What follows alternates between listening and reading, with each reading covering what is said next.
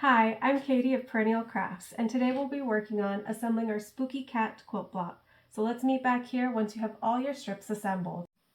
So here I have all my spooky cat strips laid out, and I just have to decide how I want to assemble them. So one way is to have all the seams lined up like this beautiful test block my mom did, where you can see everything is aligned very well. So if that's the route that you want to go, I recommend that as you move, I go from left to right, but it doesn't really matter. Aligning the pieces, I use a pin.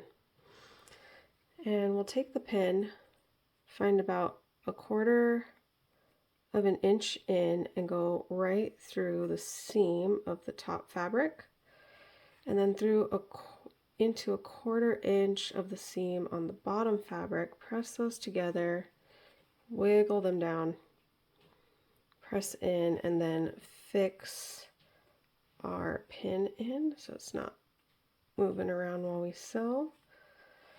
And then since this has 2 seams that need to align, I'll do the same thing with the other seam. So find about 1/4 of an inch in, press through the top fabric, find about 1/4 of an inch in on the bottom fabric, press in. And you can even, I have done without pressing in my seams and just leaving this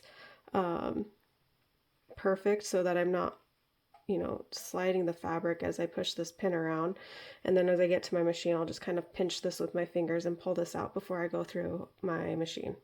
So that's one way to make sure you get perfectly aligned seams. However, we have another option, so I'm going to take these out.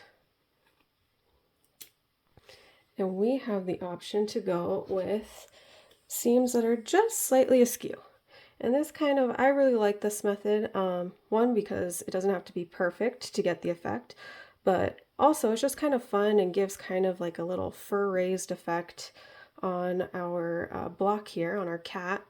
So to do that, here's what we're gonna do. So we'll start with these 2 in the center. I know I need my green to be slightly higher than my black strip. So I'm gonna turn these together, and then just like we did before, I'm going to take my pin and pin in about 1/4 of an inch into the seam. And then on the other fabric, I'm going to pin in, this time not 1/4 inch into the seam, but 1/4 inch right above the seam. So gotta go 1/4 inch in, 1/4 inch up, and place right there. And I will align these. Now you'll notice if you've got a true 1/4 of an inch and you got a 1/4 inch seam allowance, the line of the seam allowance actually meets up with the seam of the other side. So that's another trick to be able to use. But to get it right every time, I suggest a pin. We'll come and we'll do the other side just the same way. So take our pin. We're going to press into 1/4 of an inch into that seam. And then this time, since this is the bottom, we'll come in 1/4 of an inch away from that seam, higher than that seam.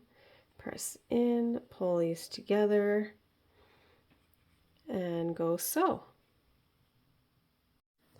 I'm back, and you can see how well that worked. And I will say, your pieces at the top will not be aligned. That is perfectly fine. It's supposed to be that way. That's how we get the margin to have both options, and we will trim it all at the very end. So let's do one more of those together. So I'm going to take this piece here, and because green is going to go higher than black, what I'm going to do is take my pin through the seam here, 1/4 of an inch in. And here it won't have to be perfect because remember they're not aligned. So if it's a little off, that's perfectly fine. And then 1/4 of an inch higher than the seam I'm lining up with. So 1/4 of an inch in and 1/4 of an inch higher. About right there. And I'll do the same below. So coming down here, we'll press 1/4 of an inch into the seam on our piece that we want to be aligned higher, and 1/4 of an inch above the seam that we want lower. So press that in. I'm just going to take this over to my machine and sew. So here we are, and you can see that worked perfectly well again. So I'm going to go ahead and assemble the rest of these using that pin method and meet you back here. Now I've finished aligning all my points. You can see the top and bottom of the block looks a little messy, but that's perfectly okay. And I also wanted to point out how forgiving this method is. Like you can see here, I went a little bit too fast and overestimated my 1/4 of an inch, and that's okay. It really doesn't throw it off. If you're working with the Nocturnal Soul Stitchery cutting guide and you have directional fabric, your end piece might be a little shorter, so just make sure to align it to your cat so that your top reaches over the tail and the bottom goes under the foot, and you'll be perfectly fine. And now all that's left to do is trim.